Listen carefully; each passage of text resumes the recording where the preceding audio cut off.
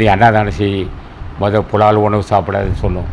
புலால் உணவு சாப்பிடாத, இந்த உயிர் கொலை செய்கிறதுனால உனக்கு லாபம் இல்லை, துன்பம் வரும் நான் சொன்னேன். நான் சொல்லலை, வள்ளுவன் சொல்லுவான். நோயெல்லாம் நோய் செய்தார் மேலவாம், நோய் செய்யா நோயின்மை வேண்டும்னா. ஏன்னா இது எந்த அளவுக்கு பிற உயிருக்கு துன்பம் செஞ்சியோ அந்த துன்பத்தை நீ தானே மூட்டை கட்டணும்னா. சில பேர் சொல்லுவான், கொன்றா பாவம் திண்டாகுதுன்னும். இவன் நினச்சிக்கிட்டான் ஆட்டக்காரத்துக்கு கோடியை அறுத்துட்டு சாப்பிட்டா சரியாக போச்சு நினச்சிட்டான். அது அப்படில தம்பி, நீ எப்படி துன்பத்தை அனுபவிப்ப தெரியுமாண்ணா? அது எப்படி அது துன்பம் அது பண்ணால் உனக்கு மனைவிக்கு நோய் வரும், பிள்ளைக்கு உனக்கு நோய் வரும், உனக்கு நோய் வரும், வறுமை வரும், கடை சுமை வரும், இப்படி வரும்னா. அப்போது நோயெல்லாம் நோய் செய்தால் மேலாகும், நோய் செய்யா நோய் இன்மை வேண்டுவர். துன்பம் இல்லாமல் வாழ ஆசைப்பட்டால் பிற உயிருக்கு துன்பம் செய்யாதே.